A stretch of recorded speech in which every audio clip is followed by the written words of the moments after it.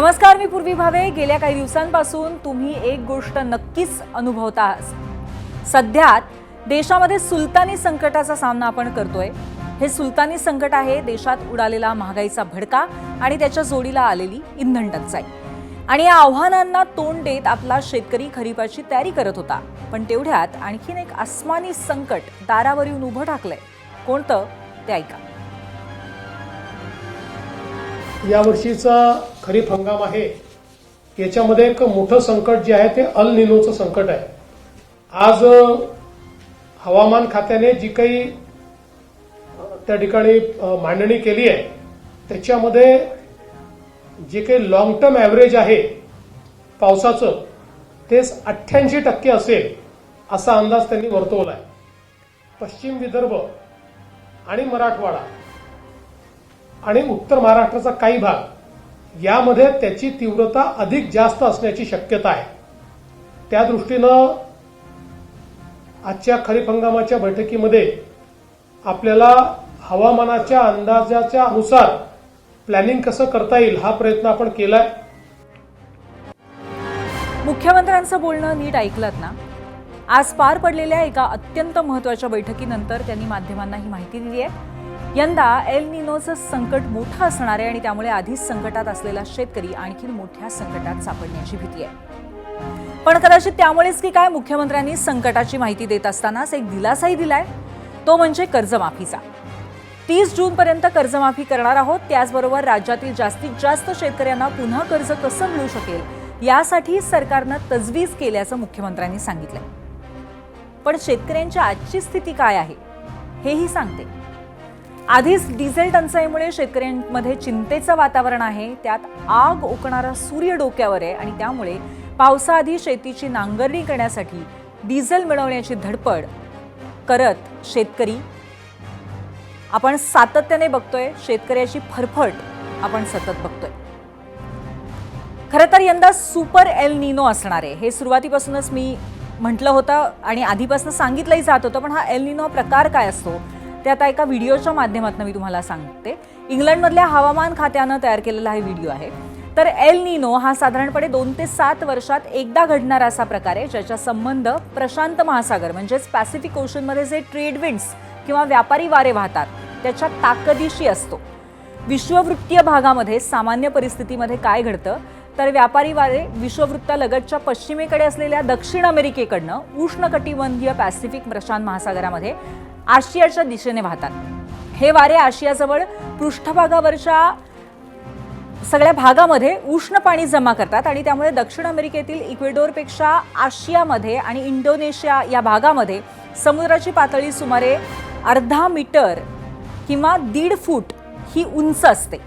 अशा स्थितीत आशियाच्या किनाऱ्यालगत समुद्राच्या पृष्ठभागाचं तापमान पूर्व पॅसिफिकपेक्षा सुमारे 8 डिग्री सेल्सिअस इतकं जास्त असतं। म्हणजेच दक्षिण अमेरिकेजवळ हे तापमान कमी असतं आणि त्याच्यापेक्षा 8 डिग्री सेल्सिअस जास्त असतं। आपण या दृश्यांमध्ये सुद्धा बघू शकतो, हे 2 पट्टे अगदी स्पष्टपणे दाखवलेले आहेत। उष्ण पाणी आहे ते पिवळ्या रंगात दाखवलंय आणि कमी तापमानाच्या पाण्याचा पट्टा जो आहे तो उजवीकडे निळ्या रंगात आपल्याला दिसतोय, जो आहे पश्चिमेकडच्या दक्षिण अमेरिकेजवळचा। तर आशियाजवळील सर्वात उष्ण पाण्यावरच्या दिशेने वाहणाऱ्या हवेमध्ये हळूहळू ढग आणि पाऊस तयार होतो, निर्माण होतो आणि त्यामुळे आपल्याकडे शेतीसाठी पोषक असं मॉन्सूनचं वातावरण पाहायला मिळतं। आपल्या भागामध्ये पाऊस पडतो जो शेतीसाठी अत्यंत उत्तम असा असतो।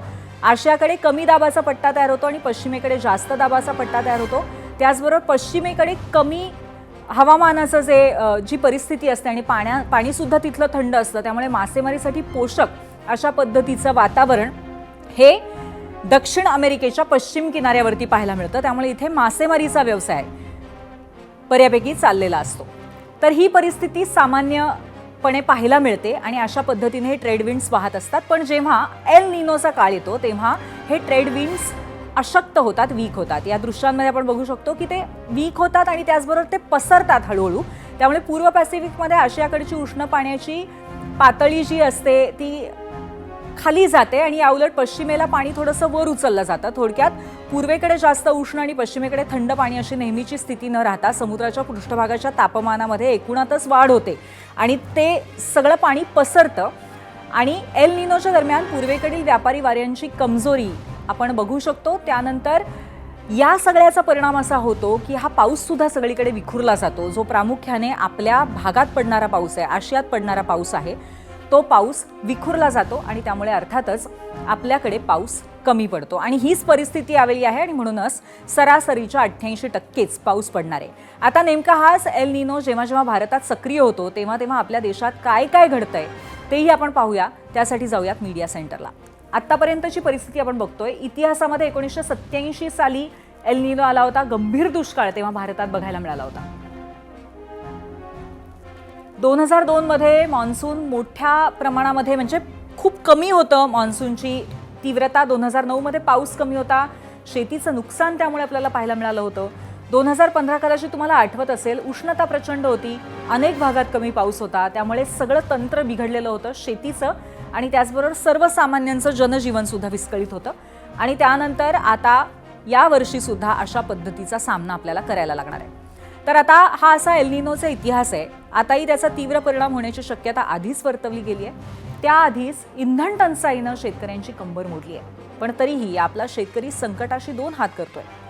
एल निनोचा फक्त शेतीवरच नाही तर आपल्या जीवनचक्रावरती सुद्धा परिणाम होतो आणि तो कसा हे आपण बघणार आहोतच. पण त्याआधी एक व्हिडिओ बघूयात.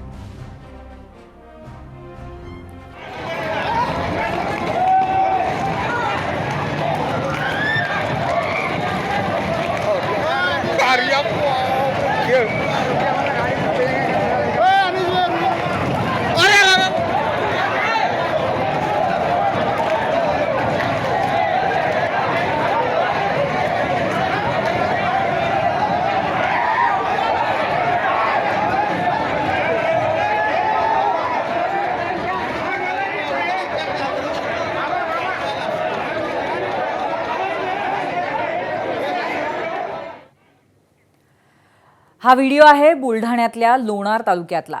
इथे आज दुपारी पेट्रोल पंप सुरू झाल्याची बातमी फिरताच हातात रिकामे डबे घेऊन शेतकऱ्यांनी पंपाकडे धाव घेतली. फक्त शेतकरीच नाही तर स्थानिकांनी सुद्धा इथे गर्दी केली होती. अवघ्या 37 सेकंदांचा हा व्हिडिओ आहे. त्यात आपण इथं जमा झालेल्यांची संख्या बोटावर मोजणं शक्यच नाहीये. आणि ही परिस्थिती फक्त बुलढाण्यात नाहीये तर राज्यातल्या अनेक जिल्ह्यांमध्ये आज हीच अवस्था आहे. आता हेच पहा ना, वाशिममधल्या एका पेट्रोल पंपावरती आम्ही पोहोचलो आणि इथल्या शेतकऱ्यांच्या भावना ऐकल्या.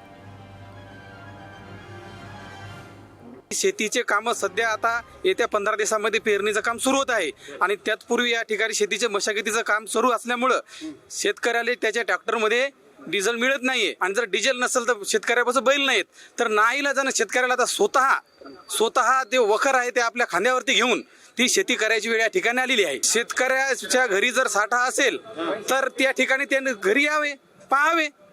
बरोबर, त्यांचे सरकार आहे, त्याचे प्रशासन आहे, तर त्यांनी घरी त्याचे जे सैनिक असतील, जे पोलीस असतील, त्यांनी शेतकऱ्याच्या घरी येऊन ते डिझेल पकडून द्यावे, पाहावे. आज मी कॅना घेऊन आलोय, काल ट्रॅक्टर घेऊन आलतो आणि ट्रॅक्टर घेऊन नुकताच माझा नंबर यायचा की 2 ट्रॅक्टर अगोदर माझं ते डिझेल संपलं आणि परत घरी गेलो. आणि नंतर मग असं जर आज आलो आणि रस्त्यावर जर माझं डिझेल घरी वापस जाताना जर ट्रॅक्टर संपलं तर ट्रॅक्टर कसं न्यावं घरी, ही परिस्थिती आहे. परेशान मी 15 दिवस झाले. ट्रॅक्टर कसं चालवायचं, तोंडी आता पेरणी आली, आपली हळद लावायची, लोकांनी वावर नीट करायचे, डिझेल भेटत नाही, काहीच नाही. कोण्या पंपावर गेलं की संपलं डिझेल. शेतकरी नाही साठा करत, शेतकरी तो साठा करणार, त्याच्याजवळ काय शेतकऱ्याजवळ काय, त्याला भीक मागून 2000 रुपये आणावं लागतात. शेतकऱ्यापाशी काय, तेच म्हणावं लागलो ना. माधव साहेब भरण्याला म्हणाव, तुम्ही एकदा इथे येऊन परिस्थिती पहा म्हणाव.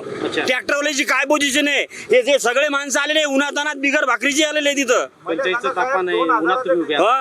इथं पाणी नाही प्यायला, तिथं गेलो तर आता तप्पट पाणी पिऊन आलो मी. तर माझं म्हणणं आहे, एखाद्या शासकीय गाडीवाले काही अधिकारी लोकांच्या एखाद्या गाडी तुम्हाला लाईन मध्ये दिसते का? काऊन नाही? त्याच्यासाठी सगळी सुव्यवस्था आहे, मग शेतकऱ्यासाठी काऊन नाही? शेतकऱ्याचा हे रात्रात पासून येते, याचं कोणी जेवलं नाही जेवलं काय माहिती नाही. आता हे कॅनी घेऊन इथं लाईन मध्ये लागायचं. तर या शेतकऱ्यांच्या सर्वसामान्यांच्या अत्यंत उद्विग्न अशा प्रतिक्रिया आहेत आणि त्याचं कारण आहे सध्या असलेली इंधनाची टंचाई. आता मी तुम्हाला एल निनोमुळे किती परिणाम शेतीवरती आणि जनजीवनावरती होऊ शकतो हे सुद्धा दाखवणार आहे. आधीच ही इंधनाची टंचाई आहे, त्याच्यामध्ये आता आणखीन काय होण्याची शक्यता आहे आपण टच पॅनलकडे जाऊन हे बघूया. सगळ्यात पहिली गोष्ट म्हणजे मान्सूनवरती गंभीर परिणाम होणार हे अत्यंत स्पष्ट आहे. तुलनेनं प्रचंड पाऊस कमी असेल, 88% सरासरीचा पाऊस आहे आणि त्यामुळे तीव्र दुष्काळाची शक्यता आज मुख्यमंत्र्यांनी सुद्धा सांगितलेली आहे. दुसरं म्हणजे सिंचनावरती मोठा परिणाम होतो, कारण पाण्याचे स्रोत आत्ताच आटायला सुरुवात झालेली आहे, आटलेले आहेत. त्यामुळे सिंचनाच्या शक्यता मावळतात आणि पुढच्या हंगामावरही याचा शेतीवरती परिणाम होण्याची खूप मोठी शक्यता त्यामुळे निर्माण होते. त्यामुळे अर्थातच शेतीवर परिणाम होतो. शेतीच्या कामाचं वेळापत्रक आत्ताच बिघडलेलं आपल्याला दिसतंय. खरीप पेरणी उत्पादनावरती त्याचा मोठा परिणाम होण्याची शक्यता आहे. उभी पिकं या परिस्थितीमध्ये करपण्याची शक्यता असते, कारण पाऊसच नाही आणि त्याचबरोबर प्रचंड ऊन सुद्धा असेल. त्यामुळे जमा खर्चाचं गणित शेतकऱ्यांचं कोलमडणार ही एक अत्यंत गंभीर अशी गोष्ट आहे. गुरं आणि जनजीवनावरती सुद्धा या हवामानाचा तापमानाचा मोठा परिणाम होतो. अचानक उष्णतेच्या लाटा आपण गेले काही दिवस सातत्याने बघतोय. गुरांचा आपल्यावरती सुद्धा गंभीर त्याचा परिणाम होतोय. हवामानाच्या बदलामुळे कीटकांची समस्या या काळामध्ये वाढण्याची शक्यता असते आणि आर्द्रतेमुळे पिकांवरती रोगराईमध्ये सुद्धा वाढ होण्याची शक्यता असते. हा एक मोठा आणखीन समस्येचा भाग आहे आणि त्यामुळे आर्थिक गणित प्रचंड मोठ्या प्रमाणात कोलमडण्याची शक्यता आहे. ग्रामीण अर्थव्यवस्थेवरती अर्थातच या सगळ्याचा खूप मोठा परिणाम होईल. त्याचा परिणाम देशाच्या अर्थव्यवस्थेवरती होईल. ती अर्थव्यवस्था सुद्धा पूर्णपणे गडबडेल आणि महागाई आत्ताच जी वाढलेली आहे ती कदाचित या संकटामुळे सुद्धा आणखीन प्रचंड वाढण्याची शक्यता आहे. त्यामुळे एक खूप मोठं सर्कल कदाचित आपल्याला पार करून आता जायचं आहे आणि याच अनुषंगाने आता आपण चर्चा करणार आहोत. त्यासाठी आपल्यासोबत गेस्ट आता इथे उपस्थित आहेत. आपण त्यांच्याशी चर्चा करायला सुरुवात करूया. गेस्ट सेंटरला आज आपले गेस्ट आहेत डॉक्टर पंजाबराव देशमुख कृषी विद्यापीठ या संस्थेचे माजी शास्त्रज्ञ आणि त्याचबरोबर ज्येष्ठ पर्यावरण आणि जलतज्ञ डॉक्टर सुभाष टाले आणि त्याचबरोबर पर्यावरण अभ्यासक अभिजित घोरपडे. आपण दोघांचंही स्वागत करूया.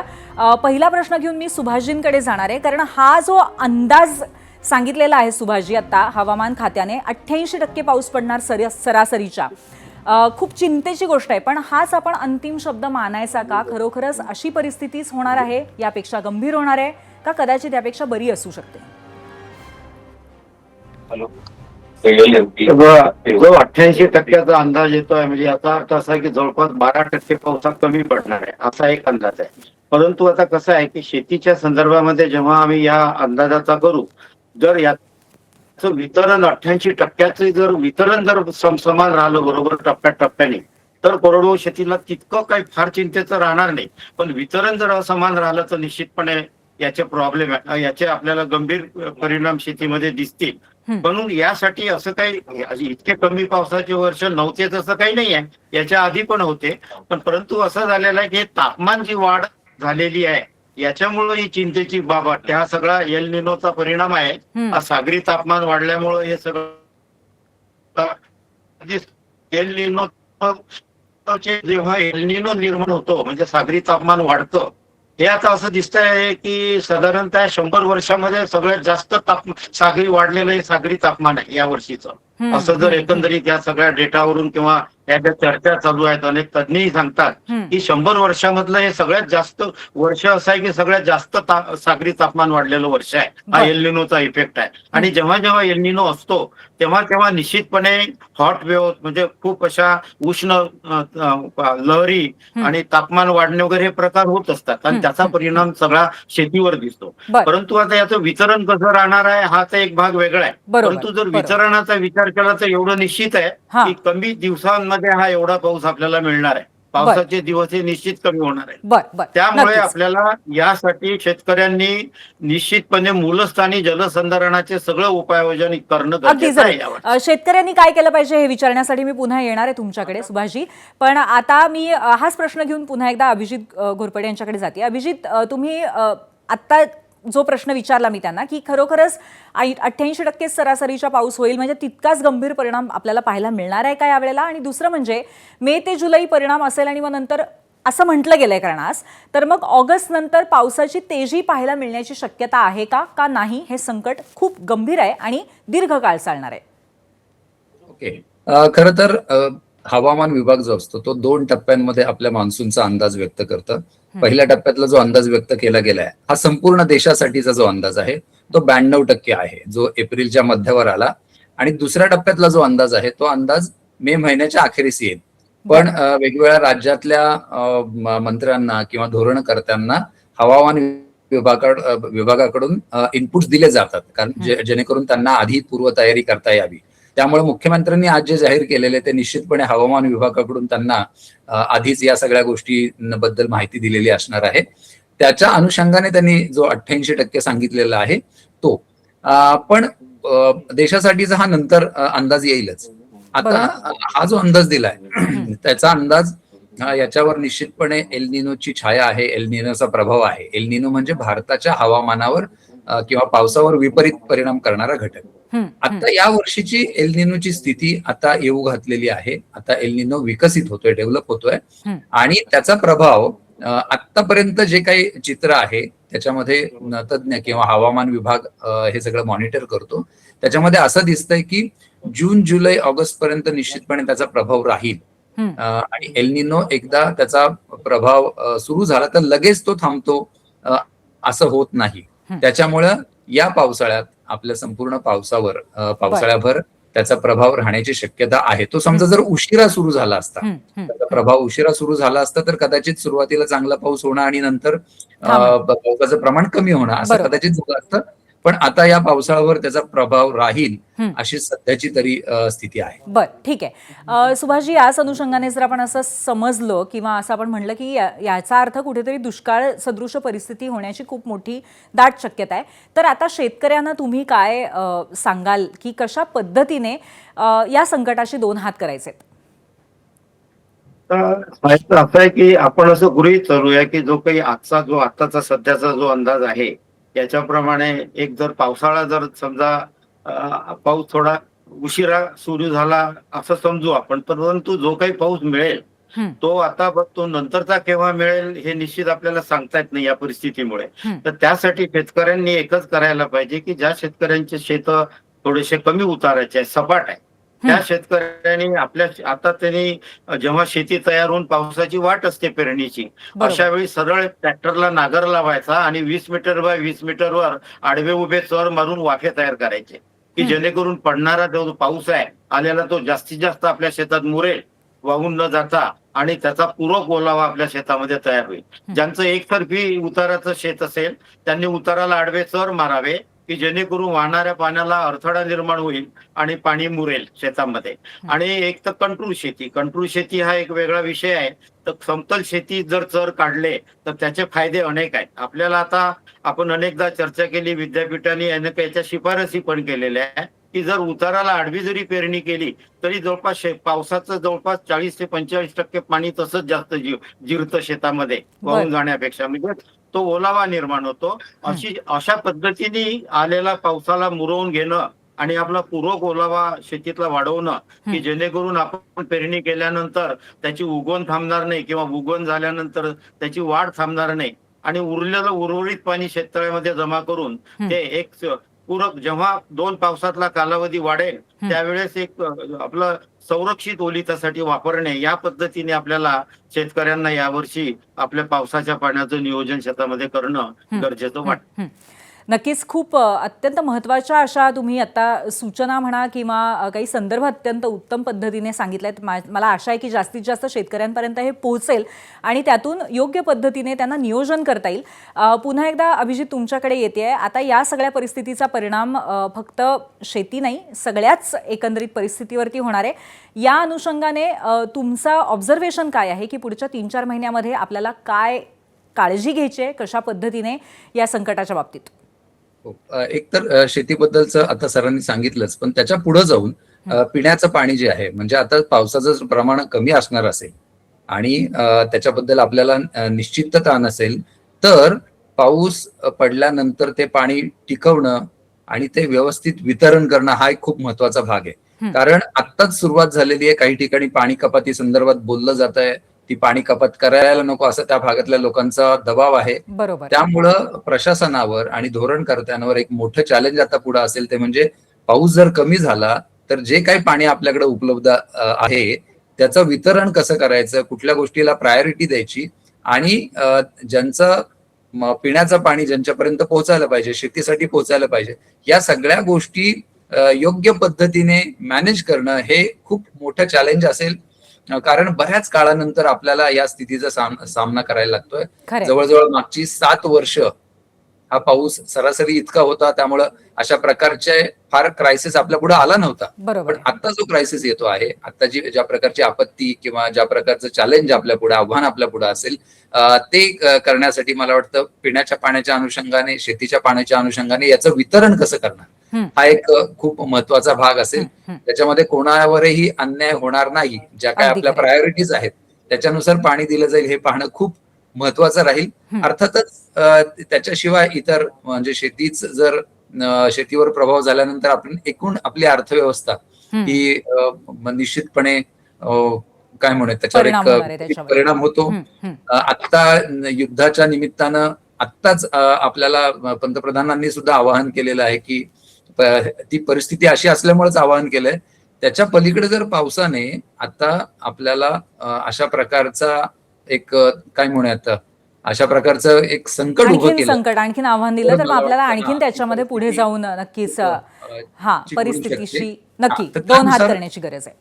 तयार राहण्याची निश्चितपणे अगदी आता आवश्यक. अगदी जरूर. सुभाषजी, पुन्हा एकदा तुमच्याकडे येते. तुम्ही आता सांगितलं की सिंचनासाठी शेतकरी काय करू शकतात, पण त्याचबरोबर खर्च जास्त कसा टाळता येईल, कारण कधी कधी दुबार पेरणीचं संकट अगदी नेहमीच्या परिस्थितीत सुद्धा शेतकऱ्यांवरती येतं, यावेळी ती जास्त शक्यता आहे. आणि त्याचबरोबर पावसाचं वितरण विविध पद्धतीने होण्याची शक्यता आहे. असं मुख्यमंत्र्यांनी असं म्हटलंय की पश्चिम विदर्भ, उत्तर महाराष्ट्र आणि मराठवाडा इथे आणखीन तीव्र असण्याची शक्यता आहे परिस्थिती.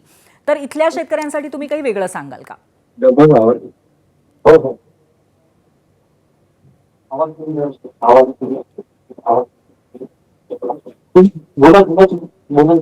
हॅलो.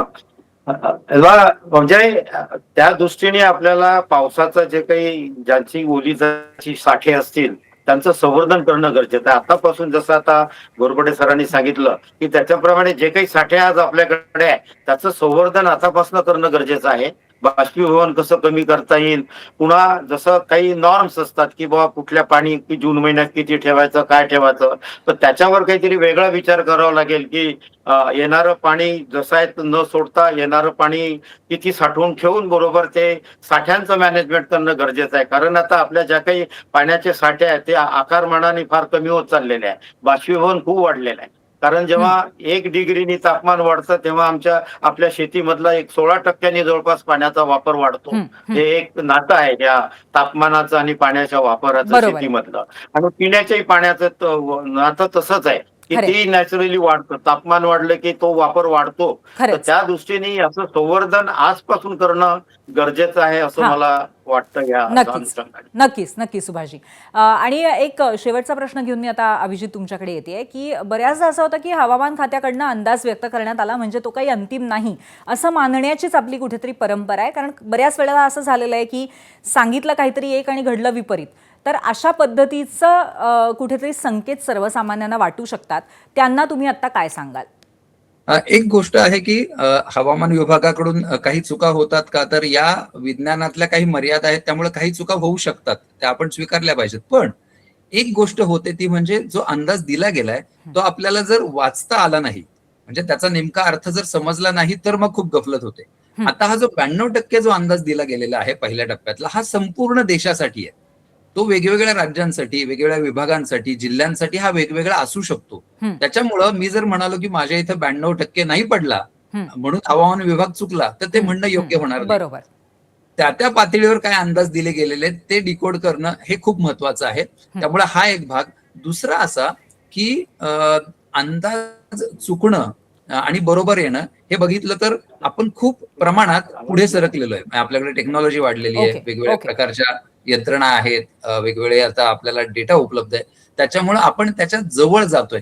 पण निश्चितच एखाद्या वर्षी अधूनमधून अंदाज चुकतात, कारण हवामान हा आपल्या नुसार वागणारा किंवा तो एका सुरात वागणारा घटक नाहीये. त्याच्यामध्ये खूप बदल होत असतात. पण मागच्या काही दशकांचा जर विचार केला तर निश्चितपणे आपण अॅक्युरेसीच्या दिशेने जात आहोत. पण पूर्णपणे अॅक्युरेसी आलेली आहे किंवा येते का, तर त्याच्यामध्ये काही ना काही फरक बरोबर आहे. म्हणजे त्यामुळे कुठेतरी आपण म्हणतो त्याप्रमाणे 19-20चा फरक किंवा त्याच्यापेक्षा थोडासा जास्त सुद्धा फरक पाहायला मिळू शकतो, पण पूर्णपणे परिस्थिती अत्यंत विपरीत नसेल जे काही हवामान खात्याने सांगितलेलं आहे ते, असा एकंदरीत तुमच्या बोलण्यातनं मला जाणवतं. आणि त्यामुळे आपण तयार असलं पाहिजे. आणि त्या अनुषंगाने तुम्ही जी माहिती आज दिलीत आम्हाला आणि सर्वसामान्यांना, त्याबद्दल खूप खूप धन्यवाद. आमच्याशी चर्चा करण्याबद्दल खूप खूप धन्यवाद. आता देशातच नाही तर जगात ट्रेंड होणारी बातमी कॉक्रोच जनता पार्टीची. बरोबर ऐकलं. गेल्या 4 दिवसांपासून कॉक्रोच जनता पार्टीनं सोशल मीडियावर धुमाकूळ घातलाय. त्याचं झालं असं की सरन्यायाधीश सूर्यकांत यांनी एका खटल्याच्या सुनावणी दरम्यान काही बेरोजगार तरुणांची तुलना झुरळांशी केली आणि लागलीच दुसऱ्याच दिवशी महाराष्ट्रातील अभिजित दिपके या मराठी तरुणानं एक सोशल मीडिया अकाउंट सुरू केलं, ज्याचं नाव ठेवलं कॉक्रोच जनता पार्टी. आकर्षक अॅनिमेशन, त्यावर तितकंच आकर्षक म्युझिक, यामुळे जेन झीनं या अकाउंटला डोक्यावर घेतलं.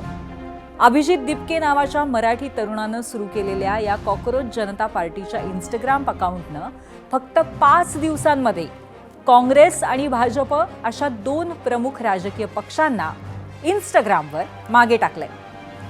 आपला झिरोवर सुरू होण्यापूर्वीचा लेटेस्ट आकडा 1,60,00,000 म्हणजे 16 मिलियन फॉलोअर्सचा आकडा कॉक्रोच जनता पार्टीच्या इंस्टाग्राम हँडलनं पार केलाय. एका अकाउंटवरनं सुरू झालेला प्रवास आज एका मोठ्या राजकीय चळवळीपर्यंत येऊन पोहोचलाय. म्हणायला 1 आठवडाच झालाय, पण या कॉक्रोच जनता पार्टीमुळे राजकीय घमासान मात्र नक्कीच सुरू झालाय.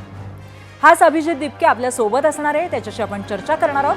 शिवाय देशातलं राजकारण यामुळे कसं तापलंय हेही आपण पाहणार आहोत. पण त्याआधी पाहूयात प्रश्न, त्यासाठी जाऊयात पोल सेंटरला. सोशल मीडियात रातोरात सुपरहिट झालेल्या कॉक्रोच जनता पक्षाचं भविष्य काय? राजकीय एंट्री, फक्त सोशल हवा का सोशल चळवळ? तुम्हाला नक्की काय वाटतं? आम्हाला जरूर कळवा.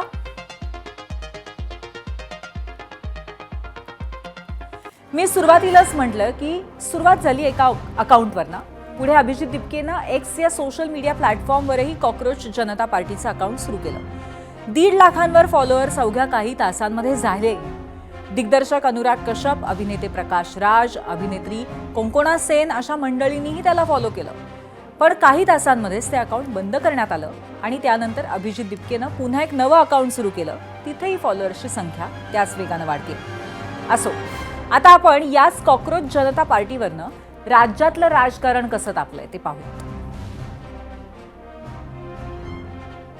त्यांना भारतीय जनता पक्षापासून अपेक्षाभंग झालेला आहे, त्याच्यामुळे कॉक्रोच पार्टीला एवढं समर्थन मिळत आहे.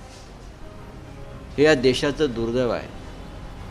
भारतीय कॉक्रोच पार्टीवर, देशाच्या कॉक्रोच जनता पार्टीवर प्रधानमंत्री मोदी जर इटलीमध्ये असतील तर त्यांनी तिथून भाष्य केलं पाहिजे.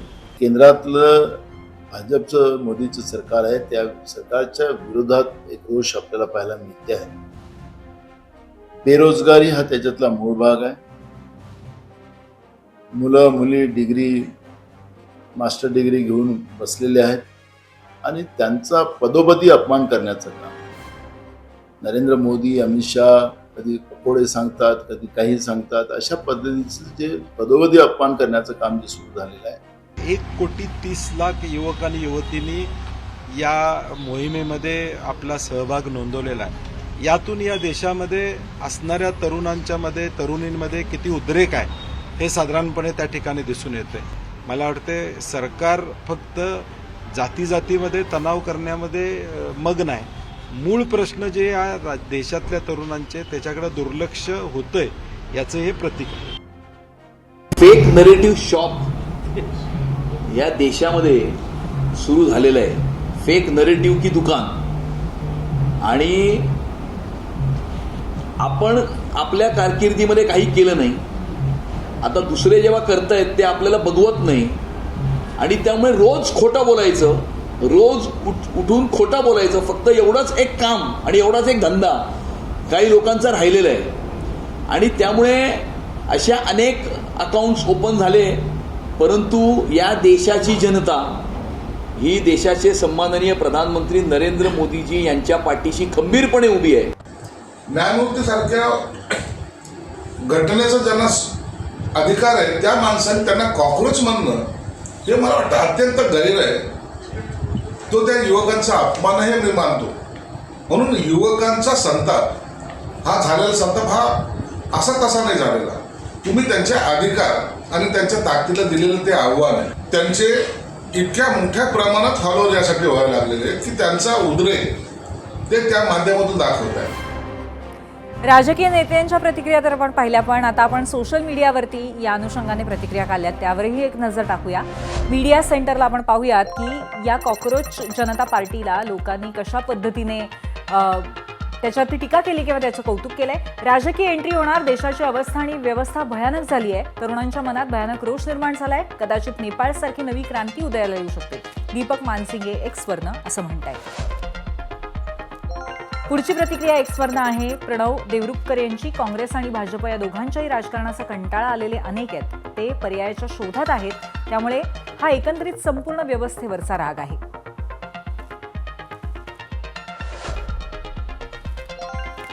फेसबुकवरनं दीपक पाटील म्हणतायत राजकीय एंट्री होणार, यालाच तर सरकार विरोधातला असंतोष म्हणतात. हा असंतोष उफाळला तर श्रीलंका बांगलादेश व्हायला वेळ लागणार नाही.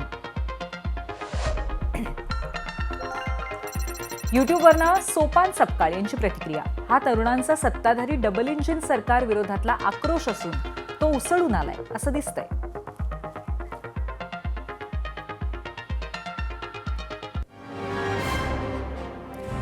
तर आता या पार्टीचे संस्थापक अभिजित आपल्या सोबत आहेत आणि आपण त्यांच्याशी चर्चा करणार आहोत. अभिजित, आपलं स्वागत आहे गेस्ट सेंटरला. आणि अर्थातच पहिला प्रश्न असा आहे की सरन्यायाधीशांनी केलेल्या वक्तव्यानंतर देशामध्ये रोष होता, पण व्यवस्थेबद्दलचा राग आणि त्याचबरोबर अशा पद्धतीनं तो व्यक्त करण्याचं साधन, याचा विचार तुम्ही कसा केला?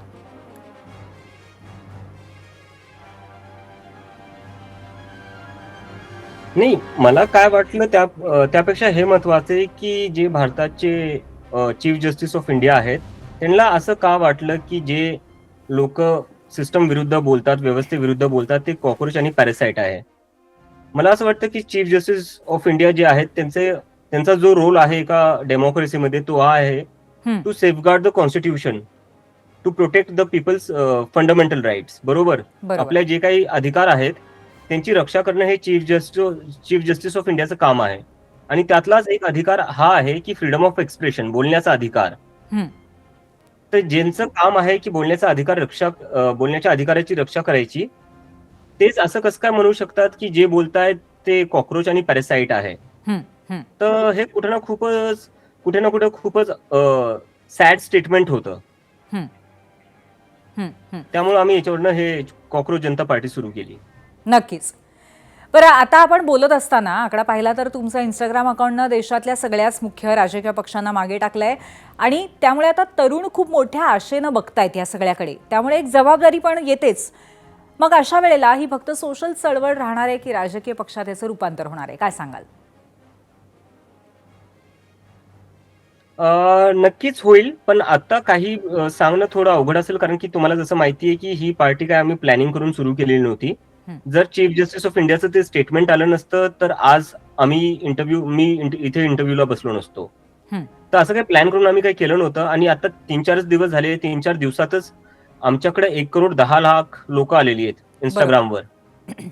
तर इतक्या लवकर ह्या सगळ्या लोकांशी बोलून प्लॅनिंग करणं खूप अवघड आहे, कारण की 3-4 दिवस झाले आम्हाला. तर आम्ही आधी या लोकांशी बोलू, त्यांच्याशी संवाद साधू, त्यांच्याकडून आम्ही सजेशन्स घेऊ, त्यांचे आम्ही इनपुट्स घेऊ की काय कारण आहे ज्याच्यामुळे त्यांचा एवढा राग आहे करंट सिस्टमवर आणि करंट सरकारवर. बरोबर. तोपर्यंत ते आम्ही समजून नाही घेऊ शकत, त्यांच्या अपेक्षा काय आहेत, त्यांचे कन्सर्न्स काय आहेत, तोपर्यंत आम्ही काही प्लॅन बनवू नाही शकत. कारण की ह्या लोकांची कंप्लेनच ही आहे की कुठलीच पार्टी, कुठलीच सरकार आमचं ऐकायलाच तयार नाही, आम्हाला समजूनच घ्यायला तयार नाही, आमच्या प्रॉब्लेम्स काय हेच ऐकून घ्यायला तयार नाहीये. तर मला ती चुकी नाही करायची जे बाकी पार्ट्यांनी केलेली आहेत, त्यांच्याकडे दुर्लक्ष नाही करायचंय मला. तर मला त्यांचं ऐकणं आणि समजणं सगळ्यात आधी गरजेचं आहे आणि त्याच्यानंतर आम्ही पुढचे पाऊल ठरवू.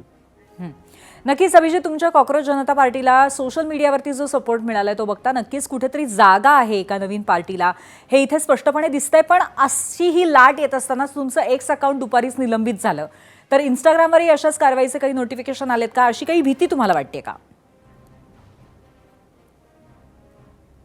आता माझं एक जर्नलिस्ट आहेत त्यांच्यासोबतही बोलणं झालेलं आहे.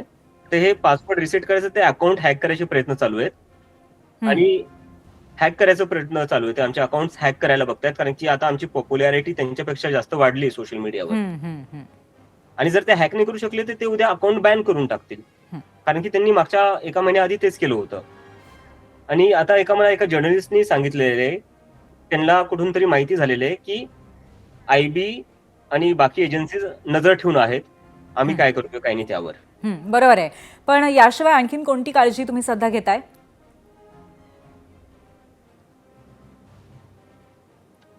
नक्कीच होईल, पण आता काही सांगणं थोडं अवघड असेल, कारण की तुम्हाला जसं माहिती आहे की ही पार्टी काय आम्ही प्लॅनिंग करून सुरू केलेली नव्हती. जर चीफ जस्टिस ऑफ इंडियाचं ते स्टेटमेंट आलं नसतं तर आज मी इथे इंटरव्ह्यूला बसलो नसतो. तर असं काही प्लॅन करून आम्ही काही केलं नव्हतं. आणि आता 3-4 दिवस झाले, 3-4 दिवसातच आमच्याकडे लोक आलेली आहेत इंस्टाग्रामवर. तर इतक्या लवकर ह्या सगळ्या लोकांशी बोलून प्लॅनिंग करणं खूप अवघड आहे, कारण की 3-4 दिवस झाले आम्हाला. तर आम्ही आधी या लोकांशी बोलू, त्यांच्याशी संवाद साधू, त्यांच्याकडून आम्ही सजेशन्स घेऊ, त्यांचे आम्ही इनपुट्स घेऊ की काय कारण आहे ज्याच्यामुळे त्यांचा एवढा राग आहे करंट सिस्टमवर आणि करंट सरकारवर. नाही, आम्ही तर म्हणजे आमच्याकडून जे स्टेप आम्ही घेऊ शकतो ते घेतोय आम्ही, पण आम्हाला माहिती आहे आम्ही किती जरी काय केलं तरी आम्हाला दाबण्याचा प्रयत्न केला जाणार. आणि आम्ही बघणार की किती दाबू शकतात ते आम्हाला. आम्ही आता 1,10,00,000 लोक झालेलो आहे. अकाउंट हॅक करसाल तुम्ही, आमचे अकाउंट बंद करसाल, पण जो या युवकांच्या मनामध्ये राग आहे तो राग तुम्ही हॅक करू शकतात का? तो राग तुम्ही बॅन करू शकतात का? तो राग कुठं काय करणार, कसा दाबणार तुम्ही? अकाउंट एक माध्यम झालं ना, पण ह्या युवकांचा जो राग आहे तो तर खरा आहे. बरोबर आहे. तो आज इथं कॉक्रोच जनता पार्टीच्या माध्यमातून बाहेर येतोय, उद्या दुसऱ्या माध्यमातून बाहेर येईल. नक्कीच राग तर आहे आणि तो उफाळून येतोय आणि तो अशा पद्धतीने बाहेर पडतोय. खरंय हा पक्ष तुम्ही ठरवून काढलेला नाहीये, पण भविष्यामध्ये कदाचित त्याला एक पक्षाचं रूप येईल असं या क्षणी तरी दिसतंय. तुम्हाला खूप खूप शुभेच्छा. धन्यवाद अभिजित बोलण्याशी. आणि व्हायरल झालेल्या कॉक्रोच जनता पार्टीबद्दल आम्ही जो प्रश्न विचारलाय तो आपण पाहूयात. त्याला कौल काय आलाय महाराष्ट्राचा तेही पाहूयात. सोशल मीडियात रातोरात सुपरहिट झालेल्या कॉक्रोच जनता पक्षाचं भविष्य काय? 28,000 मतं झाली आहेत आणि त्यापैकी 36% लोकांना वाटतंय राजकीय एंट्री होणार. 37% लोक म्हणतात ही फक्त सोशल मीडियाची हवा आहे आणि 27% लोक म्हणतात ही सोशल चळवळ आहे. त्यामुळे खऱ्या अर्थाने आता हे बघणं फारच इंटरेस्टिंग असेल की प्रत्यक्षामध्ये याचं पुढे काय होतंय. याबरोबरच 0 आवरमध्ये आज आपण इथेच थांबतोय. पाहत रहा ABP माझा.